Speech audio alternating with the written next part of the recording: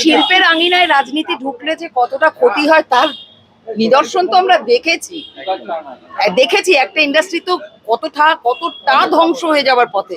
তো সেটা জেনে শুনে আমরা সেটাকে কেন অ্যালাউ করবো? আমি একটা কথা, আজকে তাপস বাবুর সঙ্গে আমার দেখা হয়েছিল। হ্যাঁ হ্যাঁ, তাপস দাস, আমি তাকেও একটা প্রশ্ন করেছি, এখন আমার প্রশ্নটা রয়েছে, সেটা হচ্ছে যে what is the reason behind, এটা হলো কেন, তার কারণটা তো জানলাম না আজকে। শিল্পীরা কোথাও ব্যর্থ হয়ে যাচ্ছে, আর শিল্পীরা এক জায়গায় হয়ে এই যে আনন্দটা, এই আনন্দটার জায়গাটাই দুটো শিবিরে মনে হচ্ছে ভাগ হয়ে গেছে। একটু ভালো ব্যাটসম্যান হলেই দু তিনটে করে খেয়ে নেবে। এবার আমি কোনোদিন চপড়ি খাই না, খুব কম, কিন্তু এই চান্স পেয়ে দুখানা খেয়ে নেবে। দেখো, যাত্রা উৎসব এমন একটা জিনিস, এটার সঙ্গে সমস্ত শিল্পীদের আবেগ জড়িয়ে থাকে। সব শিল্পী সারা বছরের জন্য অপেক্ষা করে থাকবে কখন কলকাতার হলে আমরা যাত্রা করব। সেই অর্থে অন্য প্রডিউসারদের যে মানে যারা, তারাও করবে, নিশ্চয়ই করবে, কিন্তু এই দল ওই দল এই ব্যাপারে এক্ষুনি কোনো মন্তব্য করব না। তবে একটা একটু ডামাডোল যাচ্ছে। আজ চলে এসেছি যাত্রা উৎসবে। মঞ্চের ভেতরের ঝকঝকে লাইটের বাইরে ব্যাকস্টেজে কি চলছে, চপমুড়ি খেতে খেতে চলুন আড্ডা দিই যাত্রা জগতের সেরা জুটির সাথে। বলছি, এই ধরনের আড্ডাটা কি অনেকদিন পর? না, উৎসবের এটা একটা কালচার, যখন সবাই মিলে একটু উৎসব তো মেনলি শিল্পীদের বা মালিকদের বা আমাদের কর্মী ইউনিয়ন সবাই, আমরা তো শুধু এই তিনটে ইউনিয়ন নামে, আমরা তো একই সব। তো যখনই একটুখানি ওই যাত্রা দেখে এসে বসে সবার সঙ্গে একটু আড্ডা হয়, তখন এটাই চলে। কারণ আমরা তো আফটার মাটির মানুষ, আমাদের কাছে মুড়ি আলুর চপের কোনো বিকল্প হয় না। ওই রেস্টুরেন্টে বসে সফিস্টিকেটেড খাওয়ার থেকে আমরা এটাতে বেশি কমফোর্টেবল। কি নস্টালজিয়া নাকি? অবশ্যই। উত্তর কলকাতায় এলে একটু চপ না খেলে মনে হয় কি যেন খাই। আচ্ছা, আর রিহার্সাল বাড়িতে যতদিন উত্তর কলকাতায় রিহার্সাল হতো, আমার ওই হাতিবাগান চত্বরে, আমরা কোনোদিন চপ কাটলেট বিরিয়ানির পক্ষপাতী ছিলাম না। আমরা চিরকালই একটু উত্তর কলকাতার চপ, বর্ষায় ঝমঝম করে বর্ষা পড়বে, রিহার্সাল চলবে, তার সঙ্গে উত্তর কলকাতার চপ মুড়ি, এটাই আমরা খেয়ে এসেছি। আর মুড়ির মধ্যে একটা সাম্যবাদের কথা বলা আছে, মুড়ি সবার সামনে বসে খাওয়া যায়। আচ্ছা, আমি একজন দলের শিল্পী, ধরে নিলাম টপ শিল্পী, রিহার্সাল চলতে চলতে আমার সামনে একটা চপ কাটলেট কি একটা প্যালেটেবল ডিশ এনে দিল, সেটা আমি ওই সবার সামনে বসে খেতে পারবো না, বিবেকে লাগবে, আসবে না, ঢুকবে না পেটে। কিন্তু আমরা যখন রিহার্সাল করি, এখনো এত বছর, আমার আর অনলের 30 বছরের জুটি, ও আমরা এখনো রিহার্সাল বাড়িতে যখন জিজ্ঞেস করে কি খাবে, সবার সামনে ওই মুড়ি, বাদাম আর শশা এনে দেয়, ওটা ওপেনলি ফেলা থাকে, ওখানে আমরাও খাই, আমার যারা জুনিয়র শিল্পী আমাদের সঙ্গে কাজ করে তারাও ওই এক থালা থেকেই খাই। আমরা সবাই সমান। সাম্যবাদের জায়গা থেকে কর্মী ইউনিয়ন, শিল্পীরা এবং প্রযোজকরা, এই যে প্রযোজকদের মধ্যে একটা ভাগাভাগি, এটা কি আপনারা মেনে নিচ্ছেন? বিচ্ছিন্নতাবাদ কি মানে? কোনো বিচ্ছিন্নতাই মেনে নেওয়ার জিনিস নয়। সর্বোপরি যাত্রার জগৎটা কিন্তু রাজনীতির ঊর্ধ্বে একটা জায়গা। আমরা এখানে সবাই সবার জন্য, সেখানে যদি কোনো স্মেল আসে, একটু ভাগাভাগি, অত্যন্ত দুঃখে, তবে আমার মনে হয় এগুলো টিকবে না, সব একাকার হয়ে যাবে একসঙ্গে। সাময়িক একটু ঝড়ঝাপটা তো আসতেই পারে, কিন্তু সেই জায়গায় আপনারা তাহলে অগ্রণীর ভূমিকা নিচ্ছেন এই বিবাদটাকে মিটিয়ে দেওয়ার জন্য? আমরা সবাই নিচ্ছি, আমরা সবাই নিচ্ছি। এখানে যারা বসে আছেন কর্মী ইউনিয়নের ওনারা রয়েছেন, প্রযোজক রয়েছেন দিলীপ বাবু, এইটুকু তো জগৎ, আমরা এখানে কেউ চাই না কোনো বিভাজন, একদম বিভাজন হোক, কেউ চাই না। সব থেকে বড় কথা, আমাদের যাত্রা জগতে কোনোদিন কোনো রাজনীতি যে কারণেই এক জায়গায় বসে একদিন ঠিক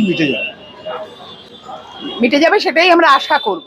না হলে নেগেটিভটা ভাববো না, কিন্তু যদি সত্যি না হয় তাহলে সেটা খুব দুঃখের হবে। এবং আমাদের ধারণা, সবাই পরিচিত এইটুকু জগৎ, ও মানবিমান হতেই পারে, ঠিক হয়ে যাবে, একটা কিছু সলিউশন নিশ্চয়ই হয়ে যাবে। এরকম তো আগে বোধহয় কখনো হয়নি। না, হয়নি, এখন হয়েছে, হতেই পারে।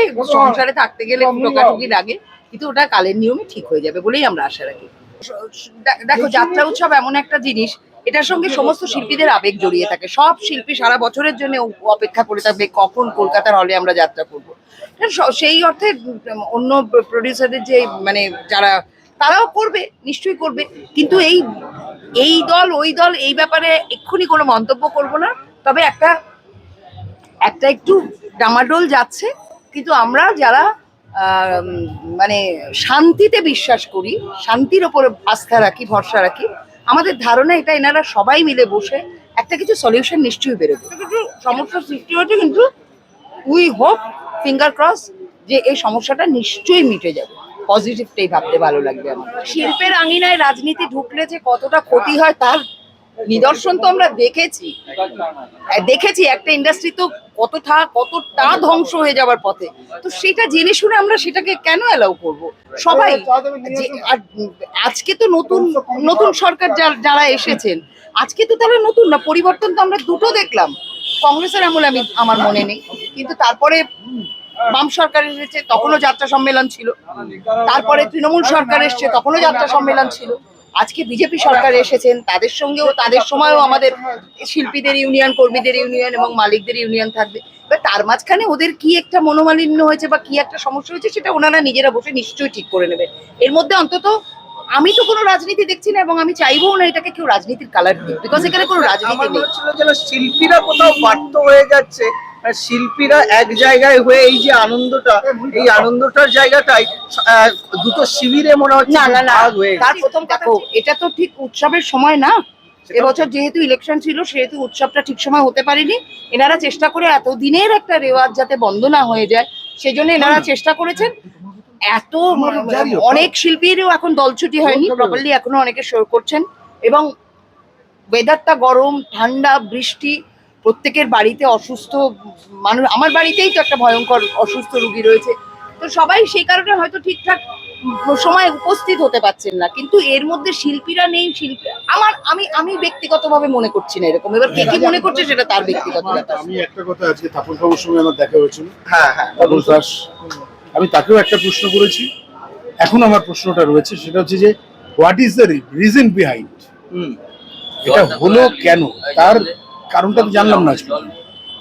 যদি জানতে পারতাম তাহলে হয়তো এটাকে একটা সামান্য একটু ভূমিকা রেখে, যদি একটু মধ্যস্থতার মাঝখানে থাকলে যদি এটা সলিউশনে যেত, সেই চেষ্টাটুকু করতাম। কিন্তু আমরাও যাত্রার সেদিনে ব্যস্ত ছিলাম, আর কি কারণে হলো, কেন হলো, সেটা আমার কাছে আজও পরিষ্কার না।